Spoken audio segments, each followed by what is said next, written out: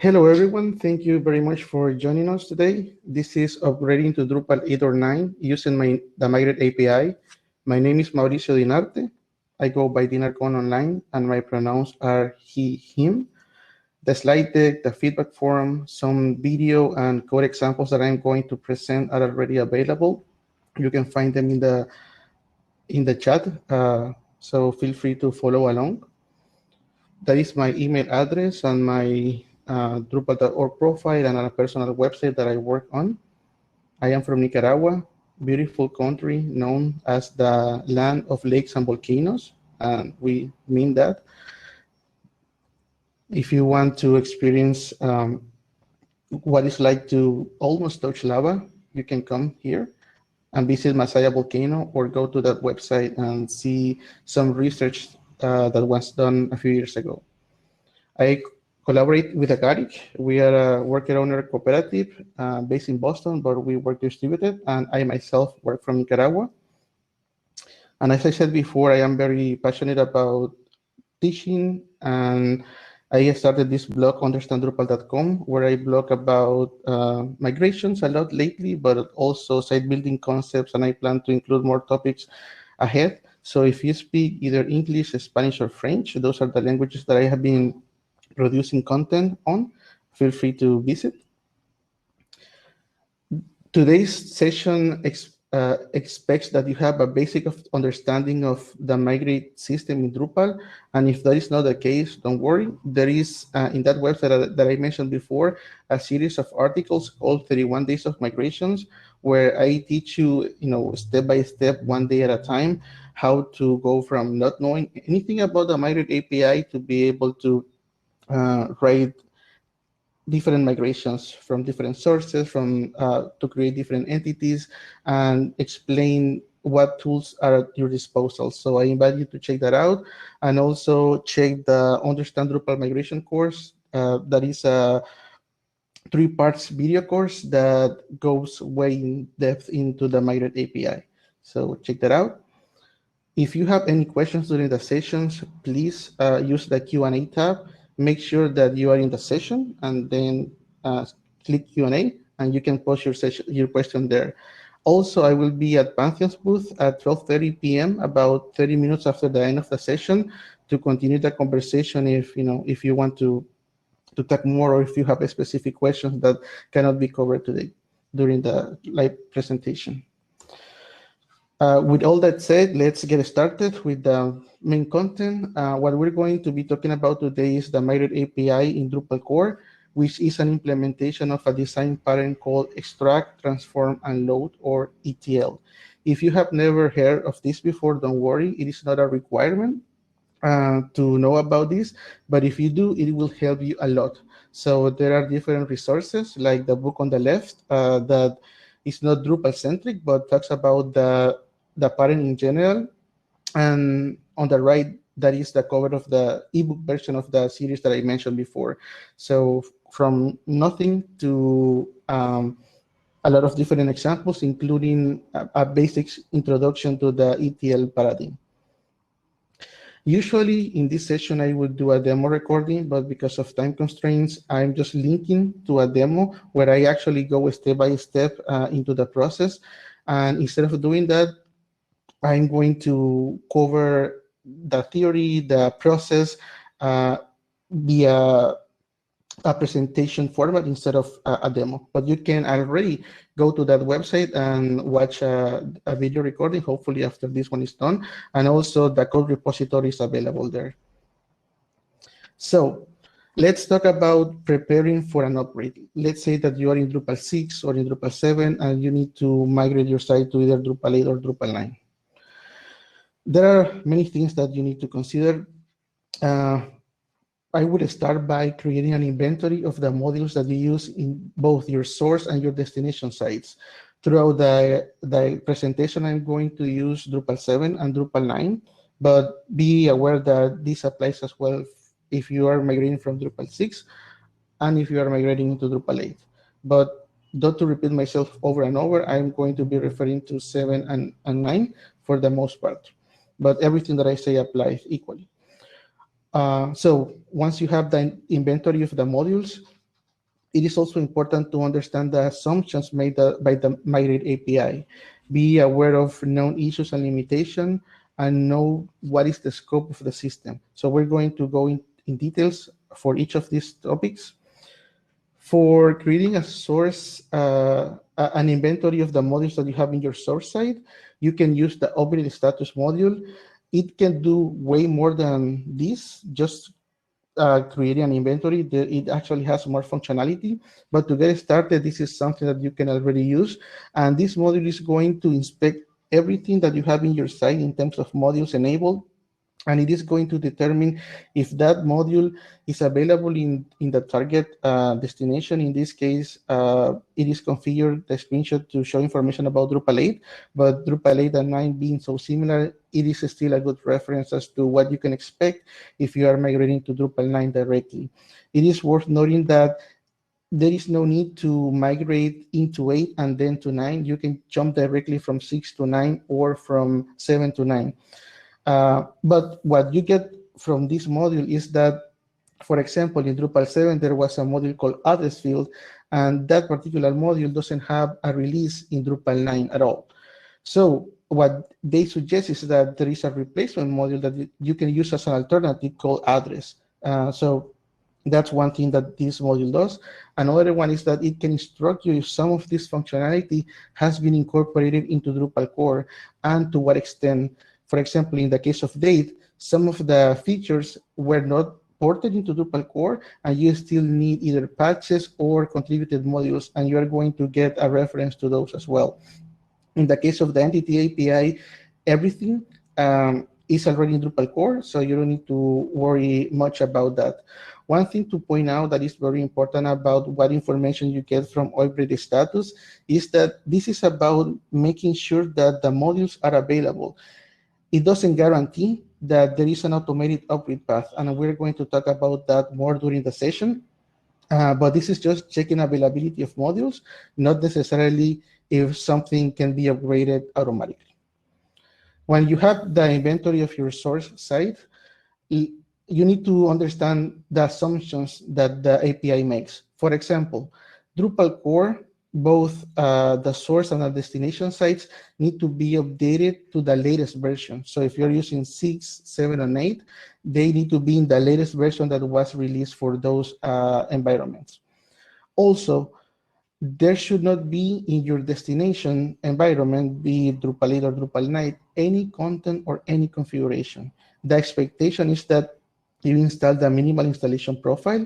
Later on, I'm going to explain what you can do about that if it is not possible for you to do this, but that is what the Migrate API expects. And the reason for this is because when you run the automatic upgrade procedure, it's going to try to move everything, like make a one-to-one copy of your old site into the new one. And if you have content, that content might be overridden. And if you have configuration like content types or fields, those can also be overridden. So the recommendation, if you go by the book, is to start with the minimal installation profile and let the Migrate API run before entering any content or configuration manually. Another assumption is that for the automatic upgrade path to be triggered, you need to enable the modules on both sides. For example, if I want to migrate dates, I need to have the date contributed module enabled in Drupal 7 and the date core module enabled in Drupal 9. If I were to have one of those disabled, the automatic migration will not work. So this is basically a way in which you can decide what features you want to migrate. For example, if you had forums in Drupal 7, but you don't need that in Drupal 8, in Drupal 9, you just disable that module in Drupal 9, and that migration will not be executed. But anything that you do want to migrate automatically needs to be enabled on both sides. And in the case of address field and address, even though it is not the same module, like machine name, it is still a requirement that you enable both, because the address in Drupal 9 has the automatic upgrade path for address field in Drupal 7. And there is going to be more information about this in a later slide. Now, another thing to understand is the scope of the API. The Migrate API is about moving content and configuration only. This is not about upgrading your custom modules or your custom themes. If you need to upgrade your custom modules, you can use a combination of upgrade status and upgrade rector to help you with that transition. If you need to upgrade themes, you basically need to create them from scratch. So be aware that the Migrate API is concerned about content and configuration. So another thing is pay attention to known issues and limitations. For example, views do not offer an upgrade path. You need to recreate them. They were determined that it was too difficult to provide an upgrade path for all the possible configurations for views. So they, there is nothing there. You basically need to create any view in your Drupal 9 site again. Filter formats are not recognized. Filter formats that are not recognizing the destination will return empty strings.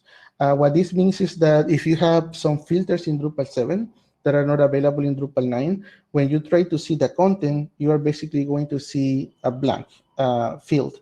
But the content itself is going to still be present in the database. You just need to make sure that clean up the text format configuration so that only valid filters are applied. Something that I have seen a lot is in Drupal 6 or Drupal 7 side, the PHP module was used heavily sometimes, and that is absolutely not supported for security reasons and for practical reasons. So if you have this module, you cannot migrate that automatically. And if you have content in Drupal 8 or 9 already, as I said before, it can be overridden. And in that case, the relationships among entities might be lost. For example, you can have a node that was created by user 1 that has a file with ID 10 and so on. If you, after creating that content manually, try to run a migration, those elements might be overridden, and the relationships with nodes, with taxonomy terms, with files, with images, with users, and so on, could be lost. So be mindful about that. There will be recommendations about what you can do about this later on, but this is what the Migrate API assumes and some of the limitations and advices that they provide. Now, that being said, let's talk about actually performing the upgrade procedure. How do you do that? There are two ways that you can do it, and it is up to you. You can choose your own adventure. One way is to do it from the user interface. The other way is to do it from the command line. So if you go by the user interface route, that means that it works out of the box. You don't need any contributed modules for this to happen. But this process is not customizable, and what you get is a one-to-one copy of the legacy site. So you literally get, as much as Drupal can do, a verbatim copy of the previous site. Most of the time, at least in the projects that I have been involved with, there is a need to change something, like the content model changes. You want to take advantages of new modules that were not available before, or just best practices and recommendations in terms of site building. So for the, in those cases, you might want to customize the migration. And if that is the case, you are pretty much forced to use the command line approach.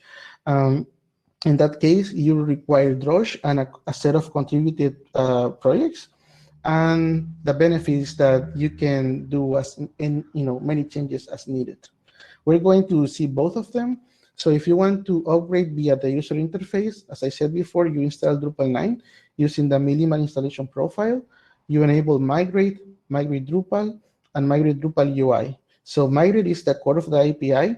Migrate Drupal is a set of code that will allow you to do a migration specifically from Drupal 6 or Drupal 7. And that is just the code. On top of that code, you can enable a user interface, and that is the Migrate Drupal UI module. Once you have these three modules enabled, you go, as I said before, enabling the modules that you want to migrate automatically. and then you go to your domain.com/upgrade, and you will be presented with a wizard. In that wizard, one of the things that you are required to enter are the database credentials and the files location. So it is important that your Drupal 9 site is able to connect to the database of the Drupal 7 site. And also, if you only need to migrate public files, you can use a domain, and the Migrate API is just going to get the files from there.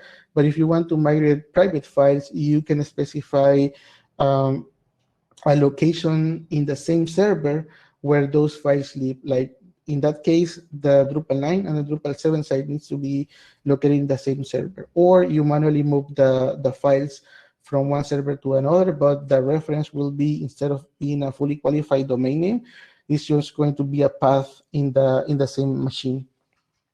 After you enter the credentials, this is the review process that I mentioned before, that Drupal is going to check what modules you have enabled, and it is going to tell you what is possible to do automatically. In this case, it says 11 modules cannot be upgraded automatically, 34 can.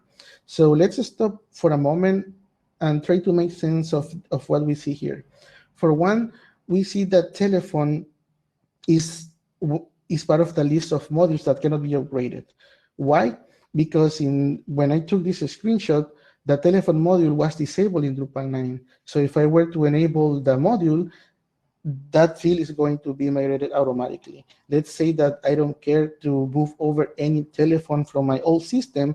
I just leave that module disabled, and that part of the migration is not going to be executed.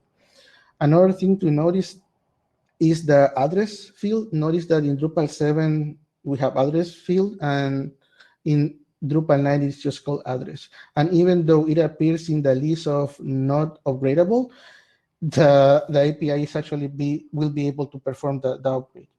Similarly, you see the views that appears as not upgradable, and we discussed that already.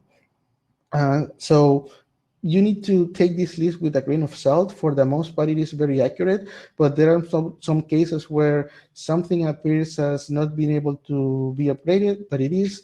Sometimes it is the other way around. So at least you need to think about what you are seeing and try to understand if there is any module that you need to enable either in the source or the destination for the automatic automatic upgrade path to happen.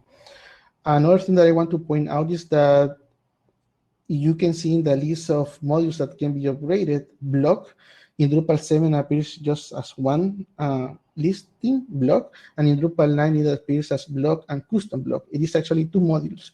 So you need two modules enabled in Drupal 9 to be able to migrate blocks. And sometimes these things are not intuitive. Sometimes learning what modules to enable comes from practice and error, or by attending a session like this where you get the introduction or the gist of what you need to do. But as I said before, at the very least, you should pay attention and think about what you see on the screen and why some elements appear in the non-upgradable and in the upgradable list. After you do this, you're going to start the process of upgrading. You will be seeing a lot of messages that if something doesn't work. Those messages are actually logged to the database, so you can go to the report section and go back and see what happened if something failed. For the most part, I have tested in relatively simple sites and it works really good.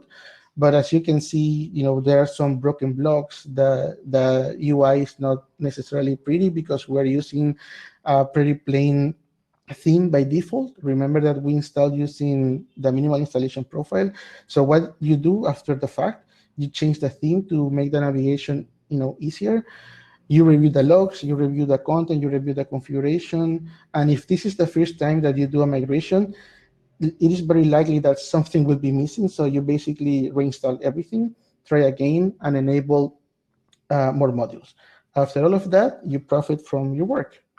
And that's basically the user interface migration.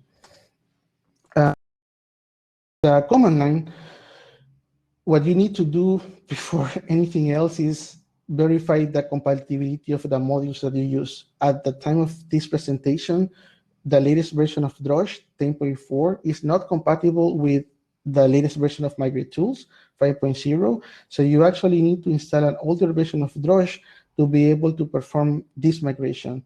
As of this week, there are people working on making these tool sets compatible again.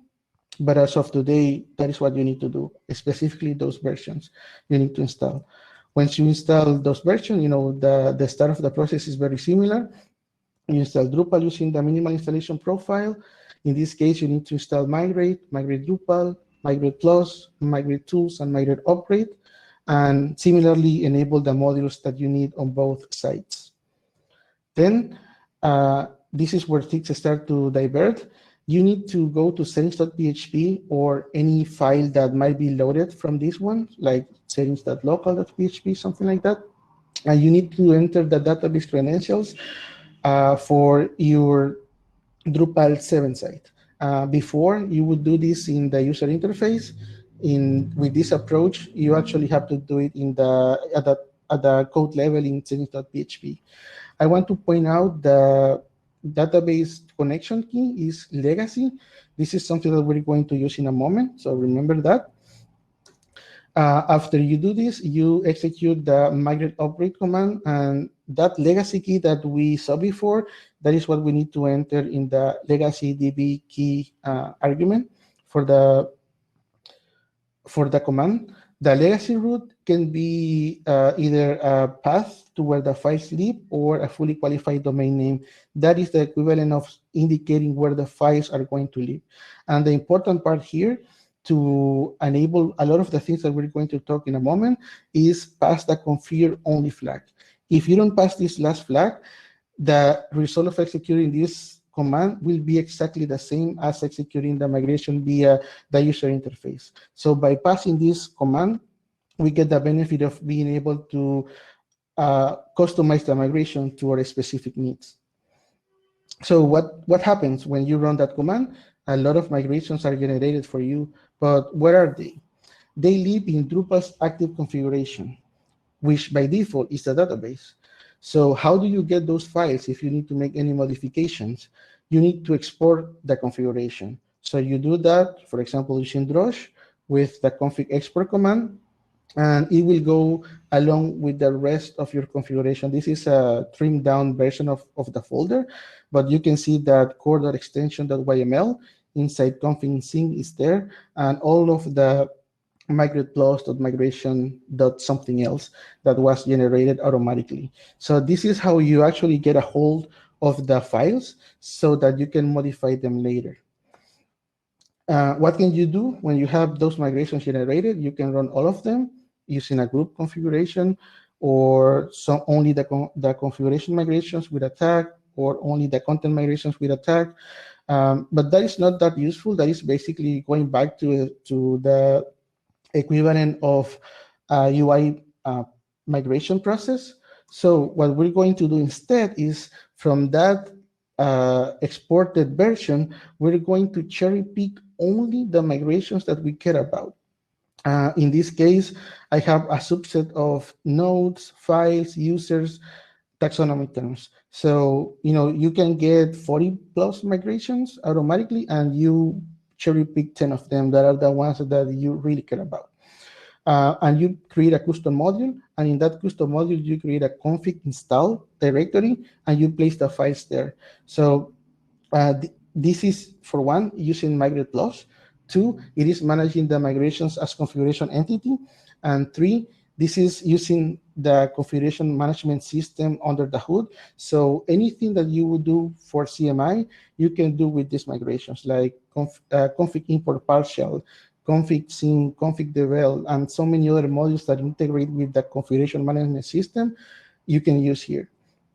So, once you have those files, you can modify them to your needs. For example, in this case, I am changing the data model from a node into paragraph. So I am converting nodes to paragraph. In number 1, you can see that by source is actually nodes. In number 2, that is the field mapping of whatever is available in the paragraph itself, like what fields were added.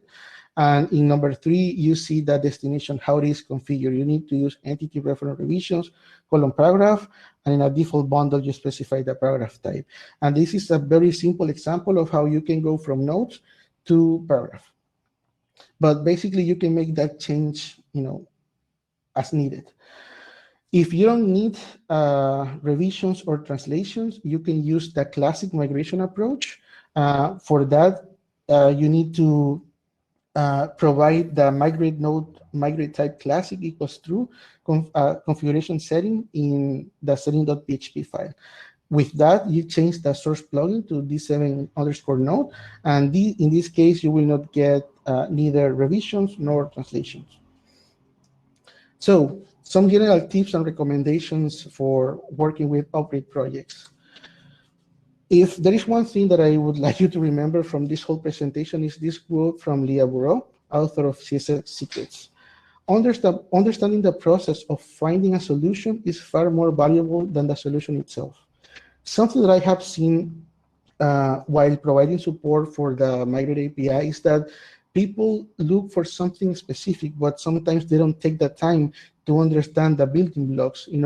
The Migrate API is just like Drupal in the sense that you get a lot of blocks that you can assemble to your specific needs. So taking the time to understand how the Migrate API works outside of the context of an upgrade is going to help you a lot when you actually are in the process of writing an upgrade procedure. So with that, some other recommendations. It is important to understand the difference between content and configuration entities. It is important that for content entities, you are familiar with the entity properties, also called base field definitions, whether these are fieldables or not, whether they have bundles or not. It is also important to understand the relationship among different entities. For example, how nodes connect to users, taxonomy terms, files, paragraph, and so on. Why this is important? Because let's say that between the node and the file, we want to use media entities. So if you understand the relationship, you know that you need to connect from nodes to a media entity and the media entity from file. So this is not necessarily about the Migrate API itself. It's just understanding how Drupal works as a whole and how the entity system connects from one entity to another. Another recommendation, measure tries and cut once. And by this, I mean, sometimes you're going to spend a lot more time just researching the content model, how the data is stored in Drupal 7 and in Drupal 9. And the actual process of writing a migration is relatively, short. So be aware of how the Migrate API works, that you have that series at your disposal that you can read for free online in the understanddrupal.com website. Know how the modules store the data across multiple tables and columns.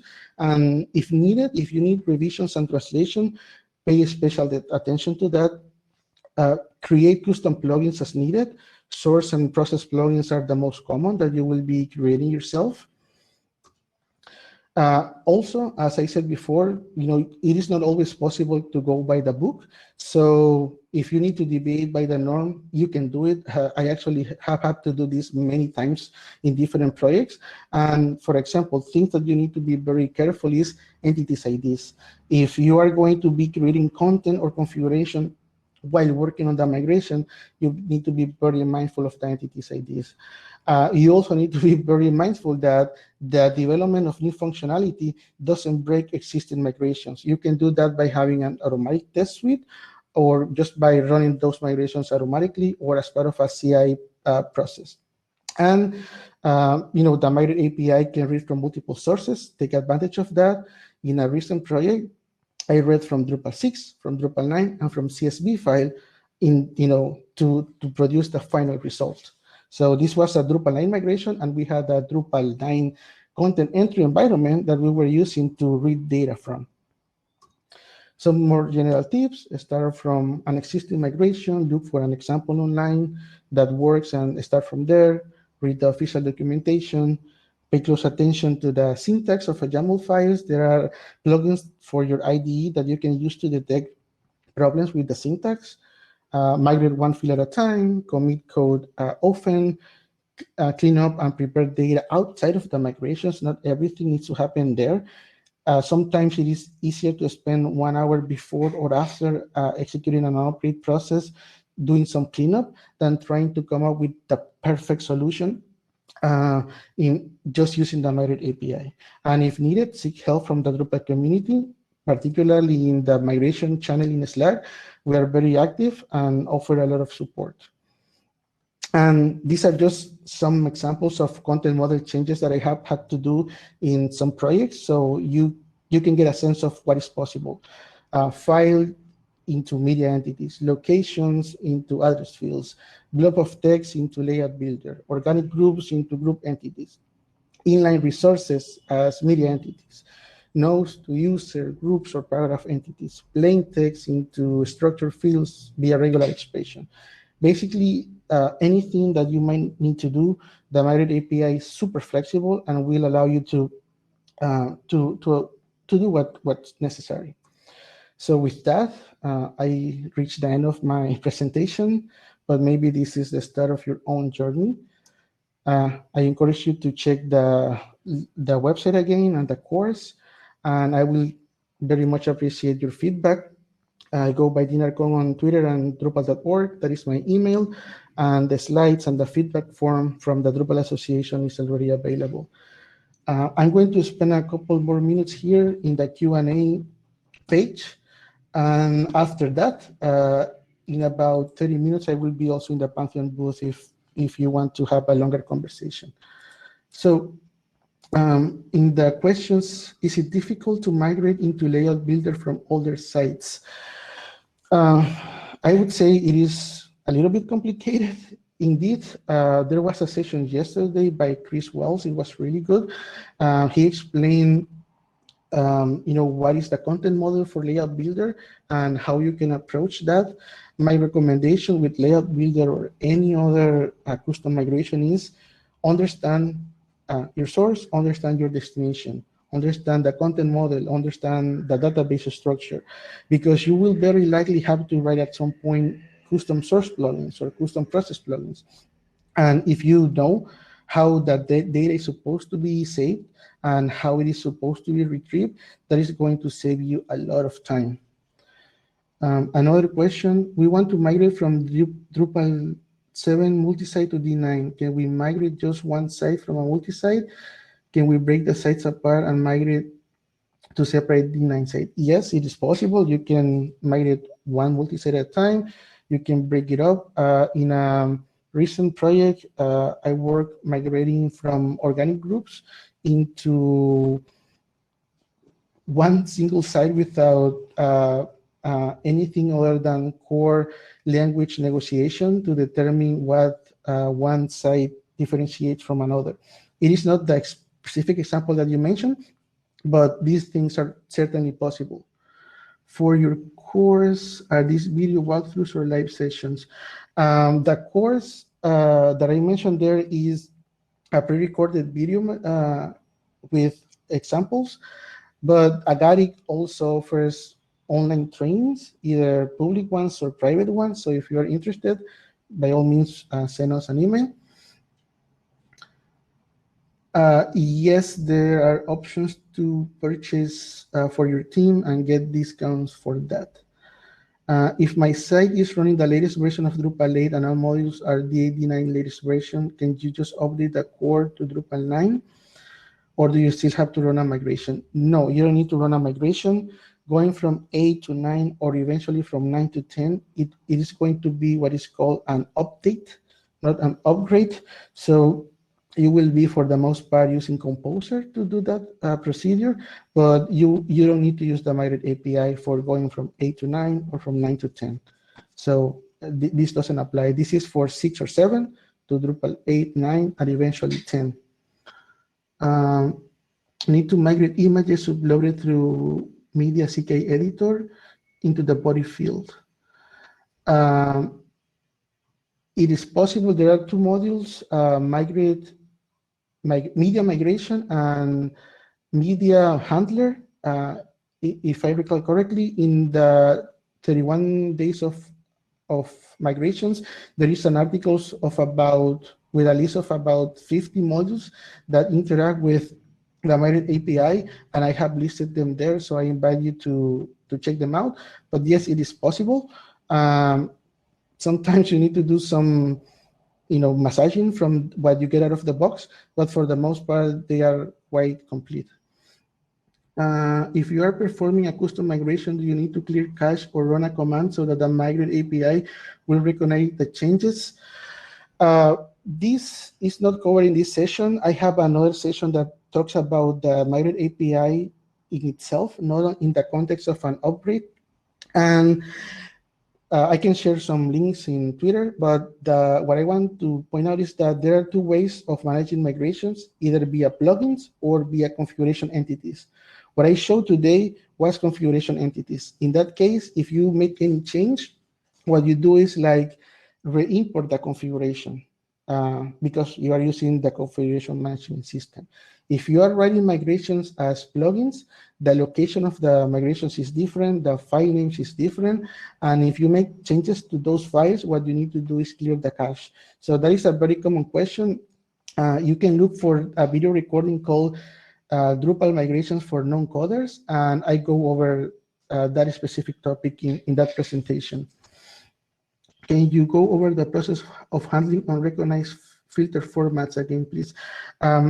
I will, in one of the slides, there was a link to the official documentation, and they have a lot of information about handling text formats or filters that are not recognized. That would be a longer conversation, so I would be happy to have it later in the Pantheon booth. But for now, I will just refer to the official documentation. They have very detailed information about that. What is the easiest way to deal with DB integrity issues? Duplicate needs when migrating legacy content to an existing instance. I have had to deal with this from time to time, and basically you need to create custom source plugins that will be cleaning up some of the source data. Sometimes you have the right process plugins. I invite you to check if you create source plugins to look at the query method in which you can filter out things directly from the source. And if you are writing process plugin, look at the process row method, which you can, based on different logic that you define, you can determine if a record should be migrated or not. At this moment, would you recommend going from Drupal 7 to Drupal 8 or to Drupal 9? I will recommend going directly to Drupal 9. The only reason you might not want to do this is if you depend on modules that do not have a stable D9 release, and you don't have the resources to, help get the module into a stable release for Drupal 9. But otherwise, if everything that you need is available, by all means, go directly with Drupal 9. Can Migrate help with changing database from SQLite to MySQL or MariaDB? Yes. That's not even Migrate API, that's Drupal core that it is able to read from different sources. So you just say, hey, Migrate API, I want to read from SQL, and I want to write to Drupal 9 installation. In that case, for example, your Drupal 7 side would be SQL, and your Drupal 9 side will be MySQL or MariaDB, but it is possible. How does this process change when you are migrating an old field collection multi-field into a custom field? You need, for the most part, to create a custom process plugin. There are examples in the code repository that I shared before that you can have a look at, where I change from different fields into into a single one. Like I combine two fields into one, and the content model is completely different there. So I will suggest that you look at that example. How do you handle entity ID conflicts? For the most part, if possible, you try to keep the IDs. If not possible, what you do is use the migration lookup process plugin, and that one will allow you to say, okay, ID number 1 in Drupal 7 corresponds to ID number 3 in Drupal 9. So if your IDs need to change, you use the migration lookup process plugin for making those connections. Adding migration YAMLs in module migration versus config folder. Pros and cons. This has to do with migrations as plugins or configuration entities. Um, they are, for the most part, the same. In the series of 31 articles, there is a blog post dedicated to this. As a summary, I can say that when you have configuration entities, you have the opportunity to inherit configuration from your group. So for example, the source database that you're going to be reading from, you just define it in one place in the group, and it's going to be shared across 10, 20, or 50 migration files that you might have. Other than that, if you have, for example, a university that might have 100 sites, in those cases, having them as templates might be more beneficial because it's a module you enable, you execute, you turn off when you're done, and you don't mess with UUIDs across the different sites that might be involved.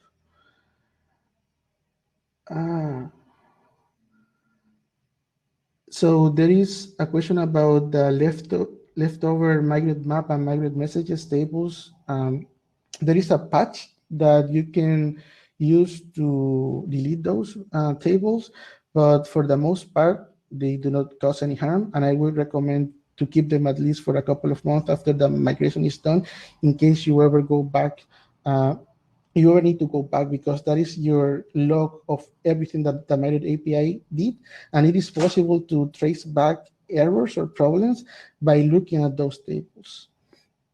I think those are all the questions that I see in the chat. Thank you very much, everyone, again, for joining me today. And I will be in the Pantheon booth in about 20 minutes.